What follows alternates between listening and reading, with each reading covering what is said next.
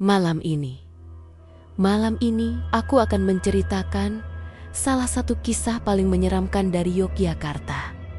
Sebuah legenda lama tentang rumah kosong yang setiap malam memutar lagu Lingsir Wengi tanpa ada satupun orang di dalamnya. Kisah ini bukan sekadar cerita rakyat, tapi pengalaman nyata yang dialami warga sekitar dan hingga kini masih menimbulkan rasa takut bagi siapapun yang lewat di depannya. Sebelum kita masuk ke cerita lengkapnya, jangan lupa tekan tombol like, subscribe, dan share agar channel ini bisa terus menghadirkan cerita-cerita horor viral lainnya. Kalau sudah siap, mari kita mulai ceritanya.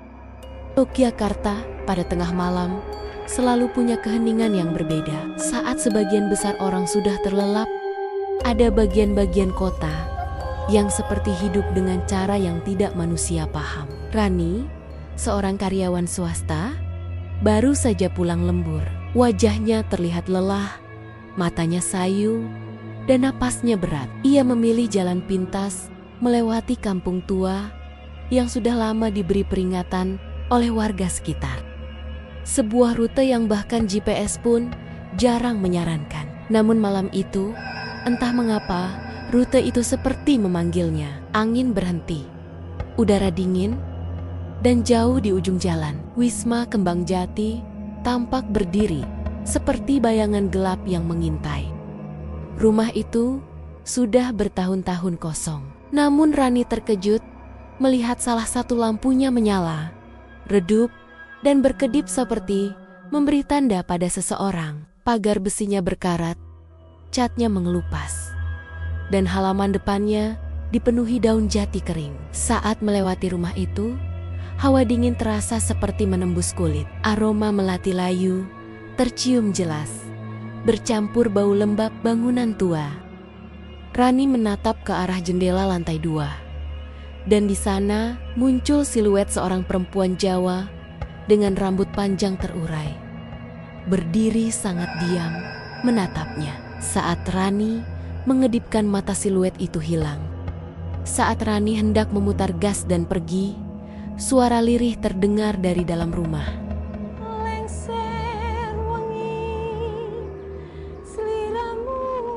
Suara itu seperti berasal dari seseorang yang bernapas sangat berat, seperti sebuah bisikan tua dari mulut yang hampir kering. Rani langsung merinding. Nyanyian itu tidak berasal dari speaker, tidak dari manusia, lebih seperti suara dari balik dunia yang lain. Tiba-tiba pintu depan rumah itu terbuka sendiri. Perlahan, sangat pelan, seolah mempersilakan tamu untuk masuk. Lampu jalan di sekitar rumah mendadak padam semuanya. Rani hanya bisa melihat menggunakan cahaya bulan yang pucat. Dari dalam rumah muncul sosok perempuan Jawa. Ia melangkah keluar perlahan, menggunakan kebaya putih kusam, kain jarik bermotif parang rusak yang sudah tua dan robek. Rambutnya terurai sangat panjang, hampir menyentuh lantai.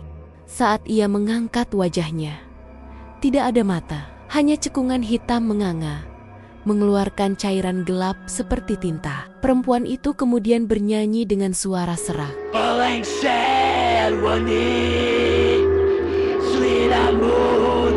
Dan tiba-tiba berhenti. Ketakutan, Rani memutar gas sekuat tenaga. Motor melesat cepat melewati jalan kampung. Namun, suara nyanyian itu tidak hilang, justru semakin dekat. Rani melihat ke spion. Perempuan itu berdiri tepat di tengah jalan, semakin mendekat. Setiap kali motor berbelok, rambutnya terangkat, seperti tertiup angin yang tidak ada. Dan di spion, wajah tanpa matanya semakin jelas. Rani berbelok ke sebuah perempatan dan memaksa motornya berhenti.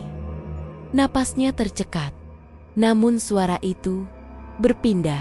Kini terdengar dari kanan, lalu kiri, lalu belakang, lalu atas. Seperti ada banyak suara perempuan menyanyikan Lingsir Wengi sekaligus.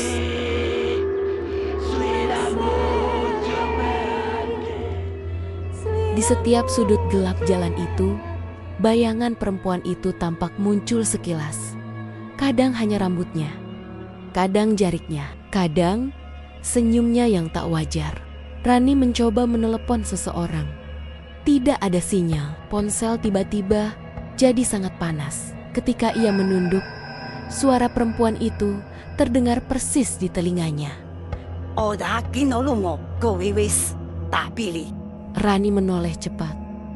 Namun tidak ada siapa-siapa, hanya aroma melati yang semakin menyengat. Tanpa sadar, Rani tiba-tiba sudah berdiri kembali di depan pagar Wisma Kembang Jati. Ia tidak ingat bagaimana ia kembali ke sana. Motor sudah hilang.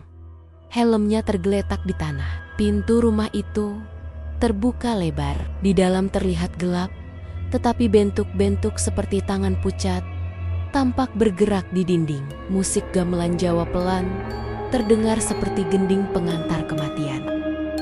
Rani melangkah masuk tanpa bisa mengontrol tubuhnya. Setiap langkah terasa berat, seperti ada yang menuntunnya. Dari kegelapan, tangan-tangan pucat meraih pergelangan kakinya, lengannya, bajunya. Wisma itu hidup.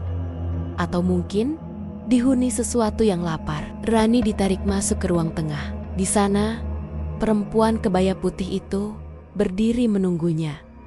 Ia tersenyum, senyum panjang yang tidak mungkin dimiliki manusia. Perempuan itu mendekat.